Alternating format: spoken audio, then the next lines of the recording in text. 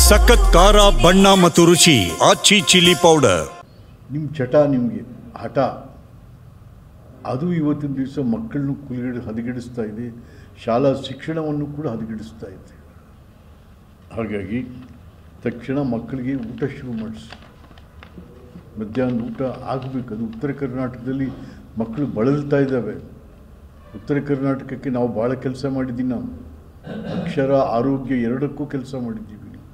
ನಿಮ್ಮ ಸರ್ಕಾರ ಅಕ್ಷರನೂ ಇಲ್ಲ, ಆರೋಗ್ಯನೂ ಇಲ್ಲ. ಅಕ್ಷರ ಆರೋಗ್ಯ ಇಲ್ಲದೆ ಹೋದರೆ ಅನ್ನ ಹೇಗೆ ಬಿಡ್ತದೆ ಸಿದ್ದರಾಮಯ್ಯನವರೇ? ಕಷ್ಟ ಇದೆ. ಹಾಗಾಗಿ ಆಮೇಲೆ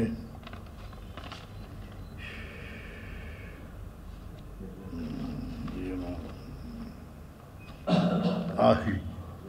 ಪಾಪ ನಮ್ಮ school education minister Madhu Bangarappa ಹೇಳ್ತಾರೆ 30% ಇದ್ರೆ ಸಾಕಂತ.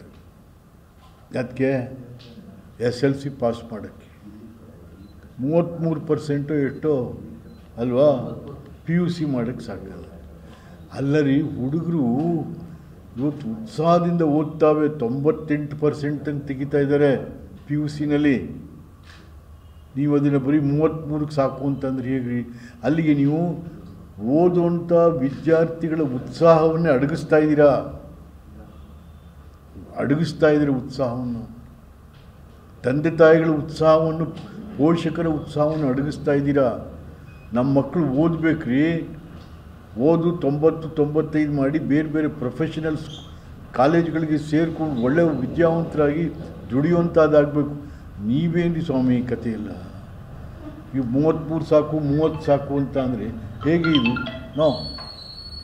ಇದು ಸರ್ಕಾರದ ನೀತಿ ಆಗಬಾರ್ದು. ನಾನು ಶಾಲಾ ಶಿಕ್ಷಣ ಮಂತ್ರಿಯಾಗಿ ಕೆಲಸ ಮಾಡಿರುವಂಥವನು.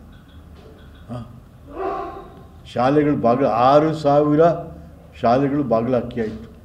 18,000 ಶಿಕ್ಷಕರನ್ನು ನಾವು ನೀವು ಅಲ್ಲಿ ಎಷ್ಟು ದಿವಸ ಆಯ್ತು ಅಂತ ಹೇಳಕ್ಕೆ ಶುರು ಮಾಡಿದ್ವಿ. CET ಎಕ್ಸಾಮಿನೇಷನ್ ಆಗಬೇಕು. ನೀವೇ ಮಾಡಲಿಕ್ಕೆ ಬರೋಲ್ಲ ಇದನ್ನು.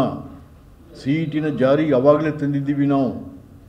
ಹಾಗಾಗಿ CETನ ಇಲ್ಲದೇನೆ ನೀವು ಶಿಕ್ಷಕರನ್ನ ನೇಮಕ ಮಾಡಲಿಕ್ಕೆ ಸಾಧ್ಯನೇ ಇಲ್ಲ. CET ಎಕ್ಸಾಮಿನೇಷನ್ ತಕ್ಷಣ ಯಾವಾಗ ಮಾಡ್ತೀರಾ? ಏನು ಪ್ರಿಪ್ರೇಷನ್ ಮಾಡಿದ್ದೀರಾ ಅದಕ್ಕೆ?